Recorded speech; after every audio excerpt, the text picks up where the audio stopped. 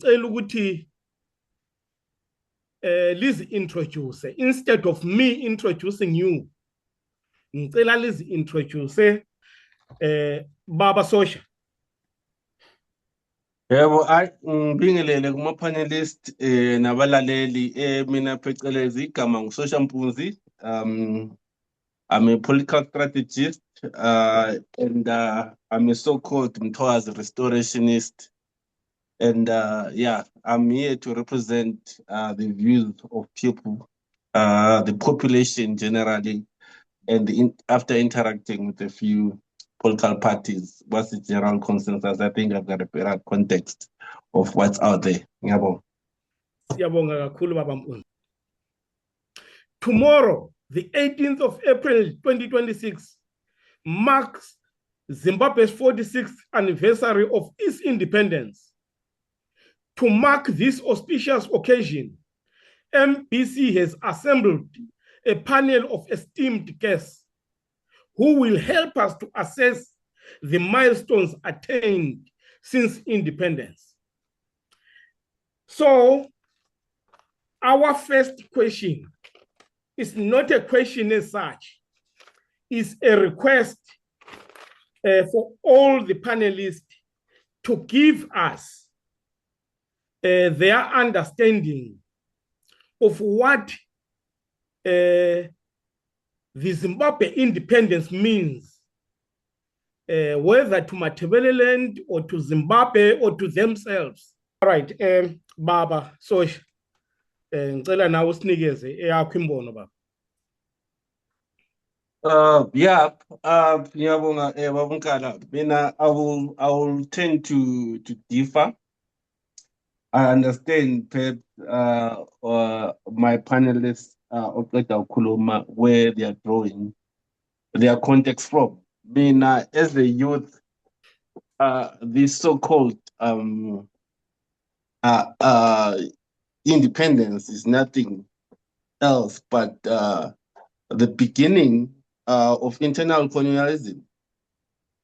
We do know that Zimbabwe itself is a predecessor to Rhodesia.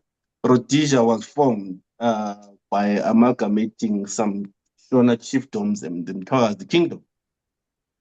So the British passed over the baton to a government that turned against us and used state-sponsored terrorism in the first 10 years of gaining power from the white minority rule.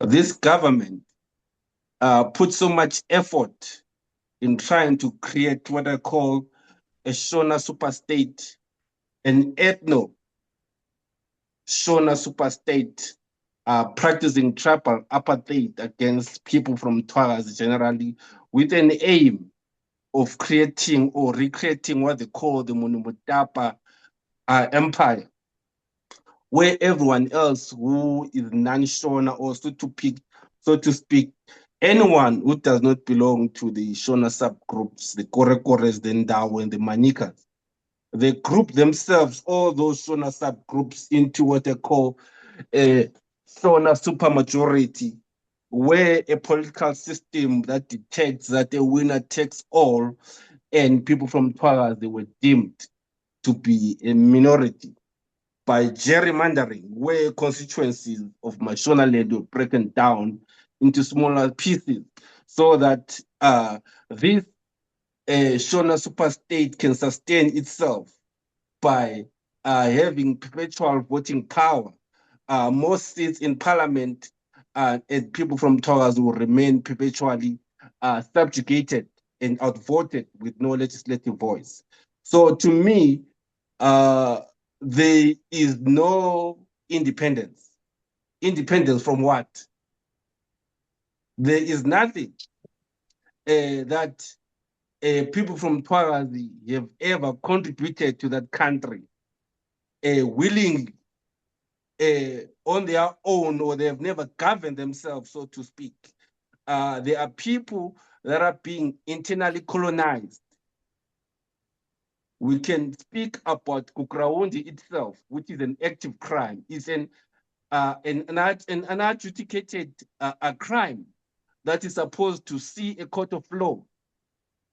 And actually, it's one of the reasons some of us who are pro-restoration that this is the reason why there's no internal remedy for internal self-determination, because this government is socially engineered the democratic process so that the so-called Shona majority will always vote our self-determination.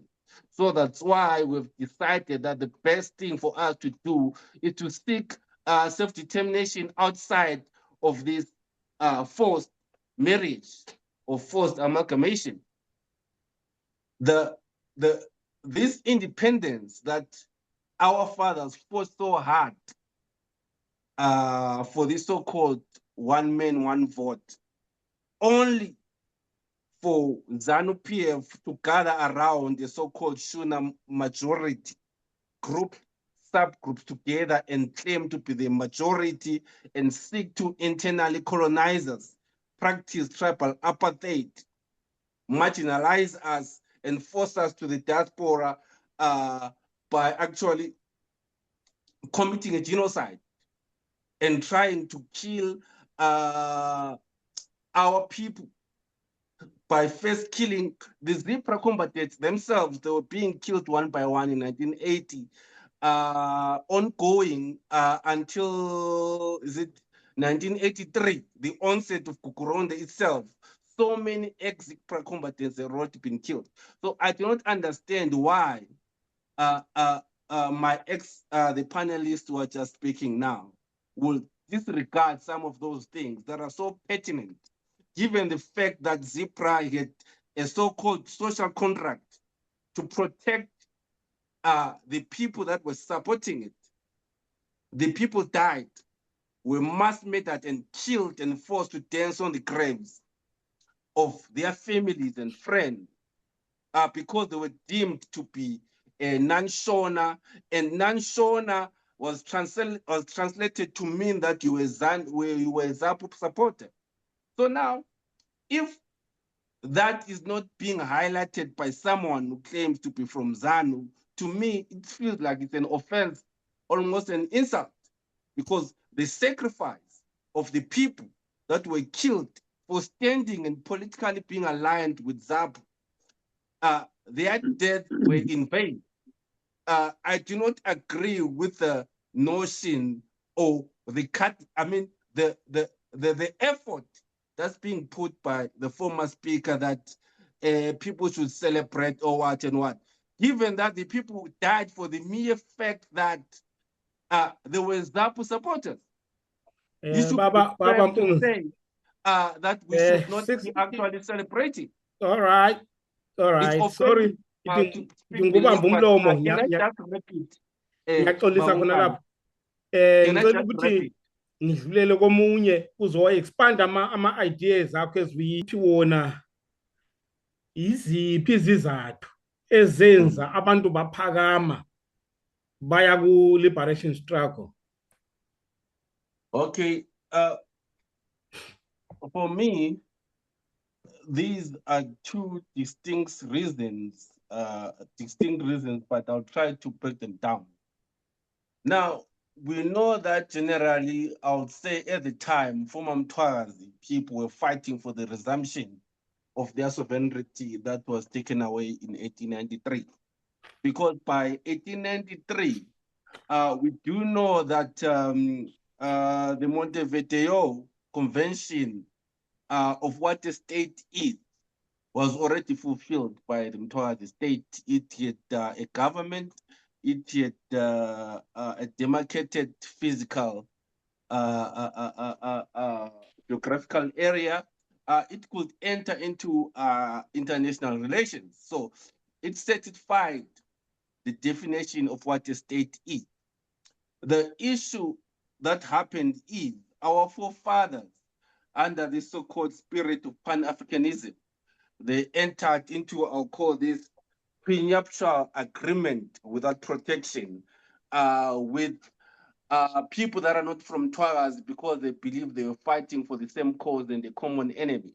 What they don't know that the other people were actually fighting for conquest and for a Shona ethnocentric super-state hegemony that's gonna that ended up internally colonizing us in 1980.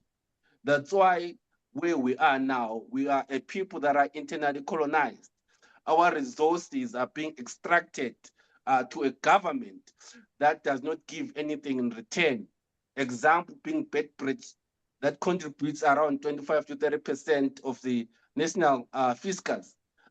Only a minute, less than 1% of what's been collected over the years is planted back to Bedbridge. The relationship that our forefathers fought for between the central government and Mtwazi is that of a parasite and the host.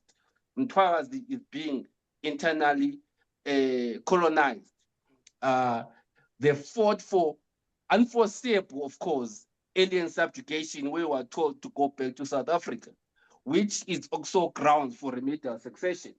We are a people that are having their own resources that are extracted so that they can sustain a failed economy. Those that the system is designed to be fair citizens are being given the little leftovers of economic activity that is left in our land and all over. And we, the natives of the region, are being forced out to the diaspora because every opportunity, economic opportunity, is being given to everyone else that is non-Mtwazi or everyone else that is Shona, Korokore, Zezuru. You can name them all their subgroups. Our forefathers fought for something that they thought at the time was going to benefit us. Being blinded by the so-called Pan-Africanism, they followed in this Zimbabwean flag, thinking that once the white minority rule is being is conquered, they are going to have freedom for everyone else, not knowing that tribalism, a state that is ethnocentric, ethnocratic, that says a winner takes all, where the voices of the minority are not heard, where unity means assimilating to Shonaness, is what drives the so-called development or 2030 objectives that they are talking about. We've got nothing to show. Baba Mpunzi, you raised an interesting point, sovereignty. Yes. Uthe wena kwakulwelwa isovereignty. Yes. Is it something eyayilwelwa ngempela noma ucabanga ukuthi kwakumele kulwelwe isovereignty? Ngoba uma sibheka kakhulu babe sithi they were fighting for one man one vote, they were fighting for land. So sovereignty now.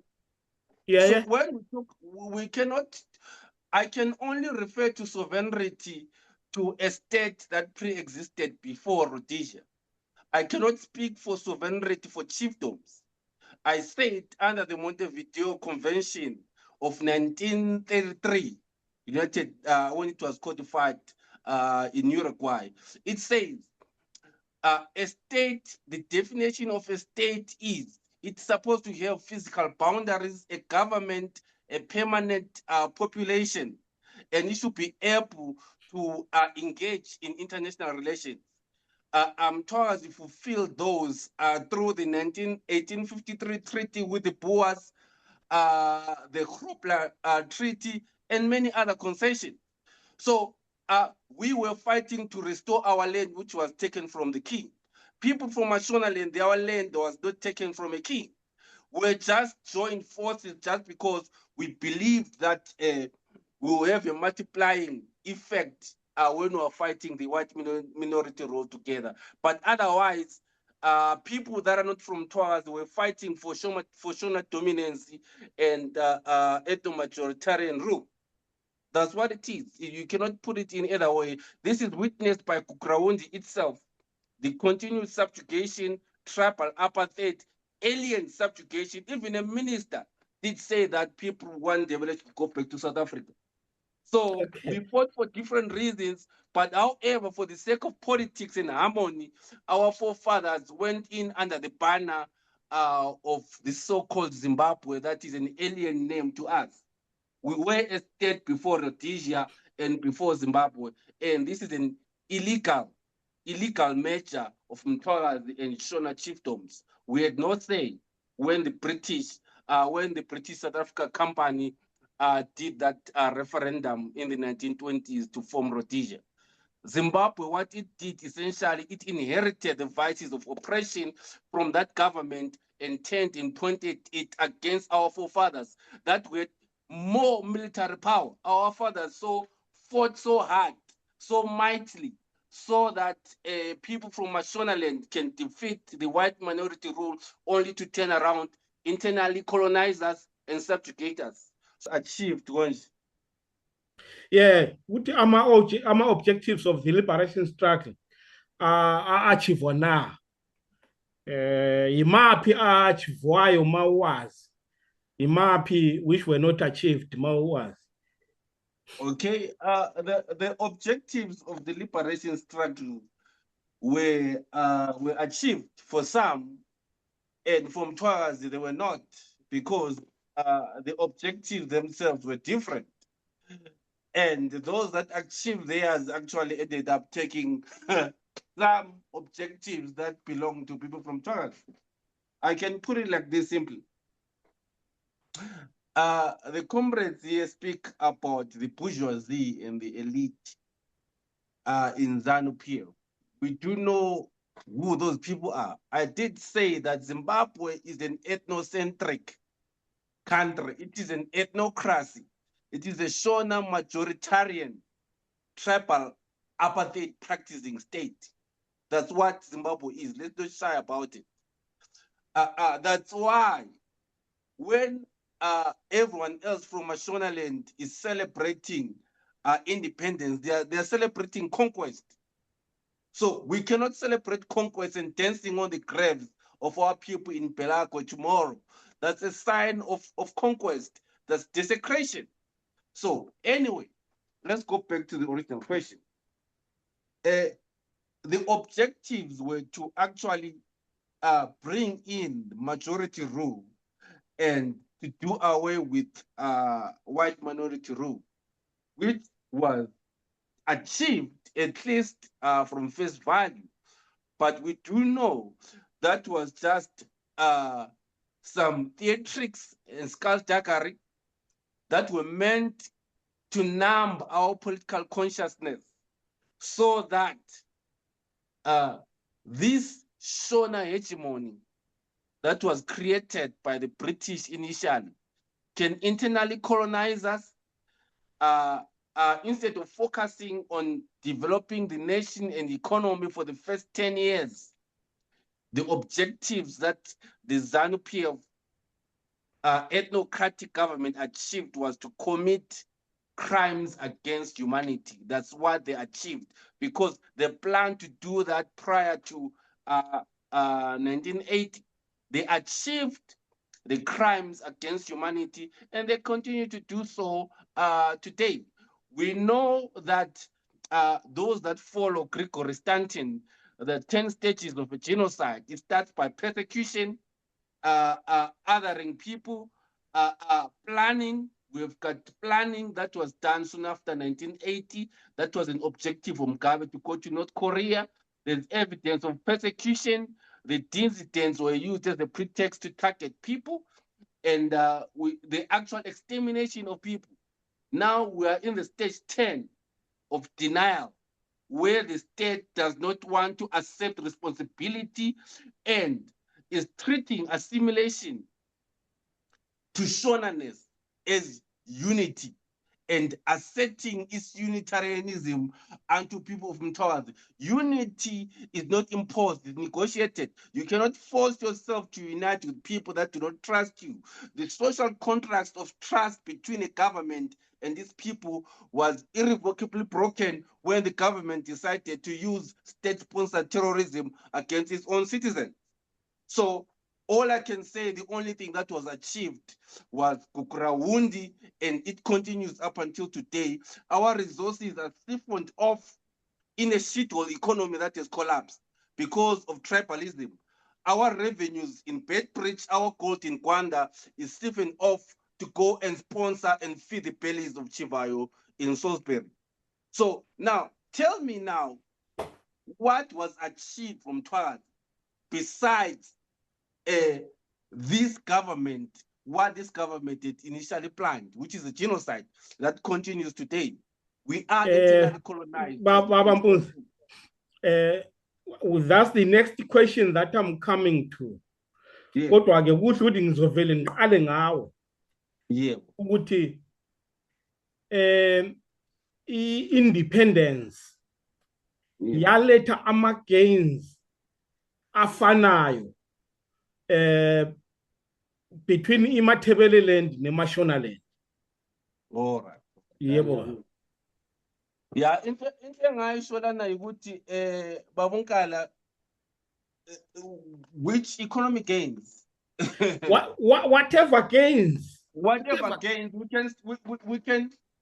can speak about economic gains, for instance, where Bulawayo, instead of gaining economic prosperity and liberty, was deliberately underdeveloped, deindustrialized, where our fathers were chased from factories as managers and replaced by the so-called educated Shonas, and the whole of the Bulawayo industrial area was filled by Shonas.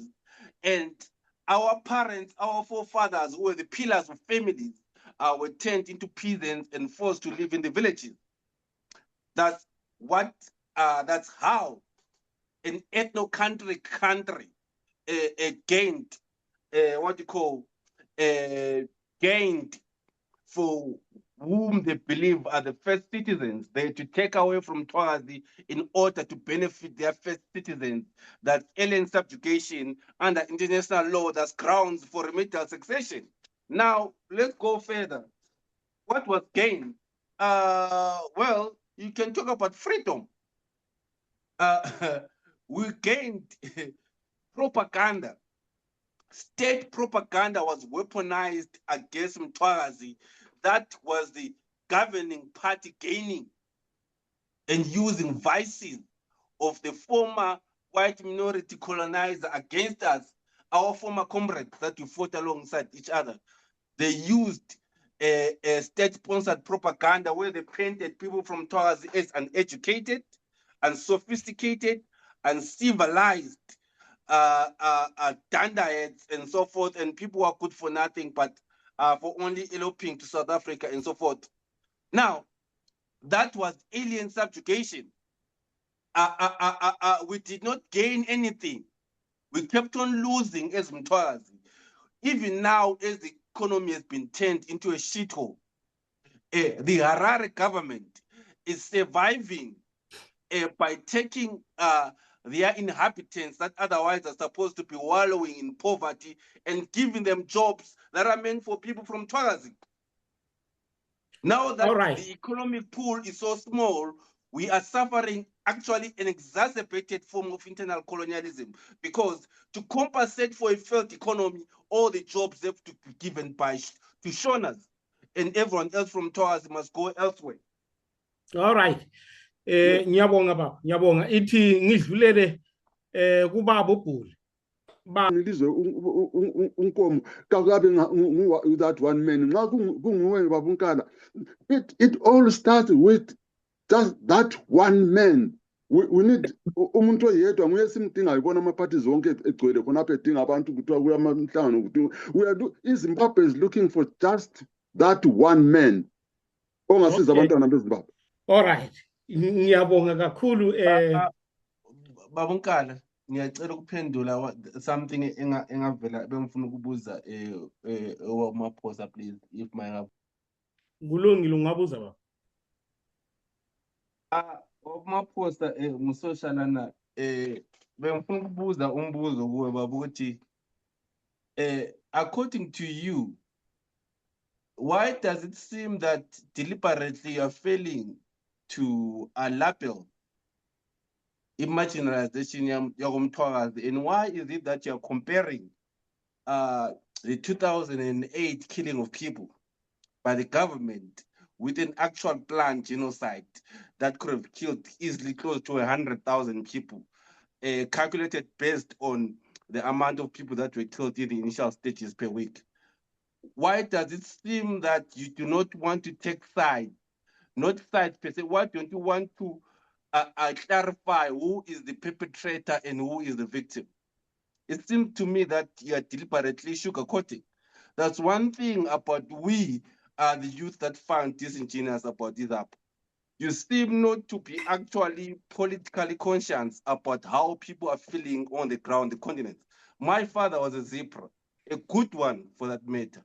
So when I hear someone like you, I look up to cherry picking, meandering around the actual facts on the ground that you are being marginalized and trying to rely on this so-called Shona majoritarianism to vote you into power and neglecting your own people for the sake of appearing more humane and taking a moral high ground that has cost our people lives in Kukrawundi. I mean, to me, it just proved, with all due respect, Maposa, that you're out of touch. Yeah. Just let me one last statement. I just want this to go on record. This is the general feeling of all our youths that ZAPU, because of this nationalistic agenda that has long expired, is no longer in touch with what's on the ground. It has not suffered the marginalization, NAST, and so forth. If Maona Zingani Maposa, you know what they went through. Some of us wouldn't have had a tertiary education had it not been for South Africa. So for you to cherry pick and kind of almost sympathize with the government, if you say it's the elite if you say that is the elite that are actually practicing marginalization, those elites, the nepotism that they are practicing, is it not only meant to benefit the Shonas to the exclusion of us? Why do you want to be in between and lukewarm and not call something what it is? Yabo. Right. So Shaba. Yeah, I feel there I had many opportunities to respond because there are certain pertinent issues that I want to respond to. First, the thing that I want to first, before I do my closing remarks, I want to reply to Uwe Mapena when he talks about that Zimbabwe is not an ethnocratic state, evidenced by Abu Opet Mpofu and all other so-called leaders. Those are just tokenistic appointments. Those people are co-opted. They are just representing an empire. They do not have real power. If an Opet Mpofu or a Kembo Mahadi had real power, you will stop Beitbridge from being looted. So let's be realistic. I don't like it that people kind of like sympathize with the oppressor when they know exactly what's on the ground. It makes me very angry and incensed. Let's really, really be realistic, people.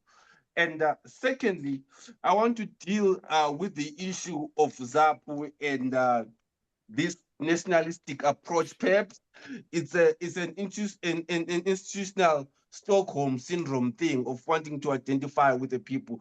Perhaps the fact that there is Zimbabwe in the name ZAPU, that's why they want to feel that they are affiliated. Look, it's the same mistake that Nkomo did. Why would you want to take a long time to educate people that tribalism is wrong when the people that are the best of your supporters are being oppressed by the very same people that you claim to be educating? You're not serious. Let's be serious, people. You are not serious. This is the very same sentiment, the very original sin that ZAPU created when it did the so-called Unity Accord that you said, I forget which it could have been a mistake. ZAPU had no legal mandate to sign a Unity Accord with ZANU. Those were two political parties. They were not representing the people of Mtwagazi. There was no consensus. It did not mean that we're surrendering our sovereignty and our political will to ZANU-PF when Joshua Nkomo and Mugabe signed that Unity Accord. We might as well interpret it as a way of sacrificing the people who lost their lives during Kukrawundi for a few tokenistic seats in parliament and some what you call government positions and so forth. So that's a great insult to people. People died supporting ZAPU. The least they died because they spoke Ndebele. For ZAPU to speak about the atrocities of Kukraundi in a passive manner, when they committed the greatest sin of passive negligence. There is evidence that Joshua Nkomo knew that Kukraundi was going to happen because he thought he had a moral high ground, of which that was his weakness. Our people ended up being killed. Our people were disarmed as soon as they were disarmed. They were shot in barracks, Zipra commanders. So for them to speak without a gusto, for them to speak without emotion, for them not to express the actual gravity of the crime and the agony that ZANU-PF committed against our people, a crime against humanity, to speak about it in a passive way, it shows that these people should retire. If they are serious about having us, the youth, supporting ZAPU, they should actually remove the word Zimbabwe from ZAPU. It gives them a Stockholm syndrome of nationalism. How can you want to rely on a beneficiary of your oppression to free yourself from the very oppression? If you are saying that you want to teach everyone else that tribalism is wrong, if they do not know, we are professionals who work with our Shona brothers. They do tell us that we should go back to South Africa. The ministers do tell us that alien subjugation. How do you want to spend time trying to teach those people to stop hating you instead of freeing yourself from those people? We cannot be caught in a political loophole, a failed experiment of ZAPU in the 80s, and continue trying to unite with people that do not want to unite with us. That will never happen. It's either ZAPU shakes up and reform, or it's going to become irrelevant. They've got no way of saving us. Our current needs now is we are facing marginalization in an ethnocentric country that is practicing tribalism. Most of us who are seemingly educated are targeted by ZANU-PF. How is ZAPU going to protect me against a ZANU-PF Shona ethnocentric nepotism? How is it? Okay, So Baba preaching to us those old songs. That politics of theirs is long past. We want actionable outcomes. If someone is playing tribal politics against you, you say because you want to have a moral high ground like Nkomo, and say we must teach them while your people are suffering. This is the politics of losers. We will not accept that to be losers. Okay, it's very insulting, to say the least. Okay. Just Babumkala, my closing remarks is the only solution for Zimbabwe going forward is remedial succession. Nothing less than that. All internal avenues of self-determination are being thwarted by gerrymandering evidence that we've got 38 seats out of 280 seats will be outvoted even to form a referendum to free ourselves from that government. So we call upon the international community to understand that a genocide is currently happening, where a country is using and weaponizing state propaganda against us, is practicing alien subjugation against us, and is using the Balakwe celebration as a sign of psychological terrorism. That's what's happening. The genocide is not stopped. It's still happening now.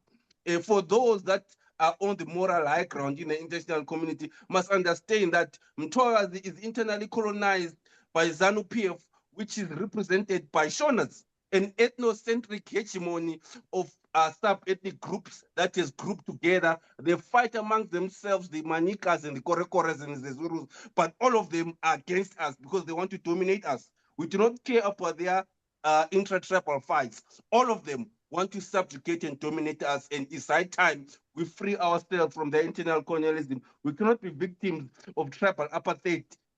In 2026, our fathers died fighting the white minority so that Shonas can be first citizens, and we can be peasant and called uneducated, and ZAP is coming here speaking political something. I don't want to end up speaking nonsense, but please, Okay. they must respect us. And we are politically mature. We can see what is wrong and what is not. Don't force feed us your propaganda and your Nkomo watered down politics of moral high grounds when our people are suffering, and they're suffering from nepotism and tribal apartheid every day. We'll never take serious people like you. All right, Baba Maphosa. Thank you, Baba. Baba Maphosa. Ngicela unikeze ama-closing remarks akho baba. Akekho uMaphosa. Oh. Canisius, angazi noma uzozwakala manje. Ngicela uzame baba. Ma ungehluleka ukuhlulile but ngicela uzame. Ngiyazwakala ni. Yebo uyezwakala. Manje Hayi, maybe uye toilet. Manje ama-closing remarks ami ayamthinta. Abeqondane naye. Yeah, abeqondane laye. Kodwa engafiki kahle ngibe ngikhuluma okunye ngafiki maybe ngizathola ithuba lokuthi ngikhulume sekhona. No, siyabonga kakhulu ukuthi sibe lali discussion sikhuluma about i-independence yeZimbabwe. Sicabanga ukuthi we all agree ukuthi there's nothing that we can celebrate as the people of Zimbabwe, because the ideals of the revolution were betrayed by the current government as led by ZANU-PF. As okumele sikwenze going forward is to make it clear to everyone that we reject the proposed constitutional amendments. We must mobilize the people. We know ukuthi we cannot be able to do public meetings, but we need to use these platforms and others or WhatsApp, encourage people to do small meetings, sitting kitchen tea or mahel meeting, driving the point we are saying no to a constitutional amendment. 2013 were very clear ukuthi a president must serve a maximum of 10 years. There's no way that we can allow him to proceed ku 2030. Ubaba Comrade Mpunzi parades himself as an educated young man, but I think as educated as he is, he lost me. There's a difference between the political elite and the mass of the people. So when he responds, he then tries to say, I was saying the South-South cooperation is benefiting the mass of the people, when I've been very clear. Point number 2, to Comrade Mpunzi and Comrade Pitso and others. If you talk to any student of political science, uzakutshela ukuthi the business that you have as a political activist is to win support from the mass of the people. You take your program to the mass of the people. If the people of Matabeleland are behind a question of secession, there will be no reason to be talking about the IZAP to an extent. Your key issue or your key program is simple: to win the people, and by engaging the masses, you make ZAPU, us and all of us as a nationalist to be irrelevant. But you cannot make us irrelevant when your focus is on us. Siyabonga kakhulu bafowethu lilale kuhle. Can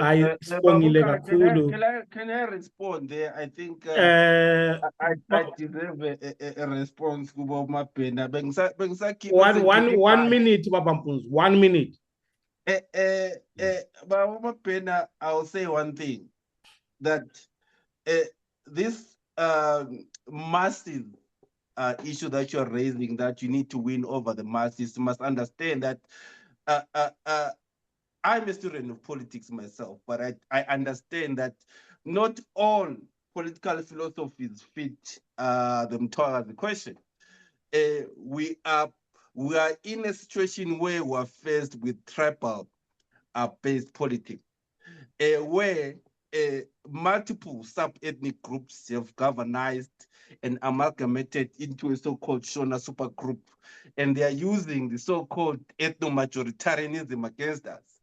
So if you come and tell me that I need to convince those people who are my political enemy, who are calling themselves Shona, and actually alienating me from my native country and telling me that I do not deserve to be there, my people will never govern the country. I should convince those people to love me and accept me. That's the politics of losers. Maybe Why should I not consolidate power ungena emlonyeni, among comrade.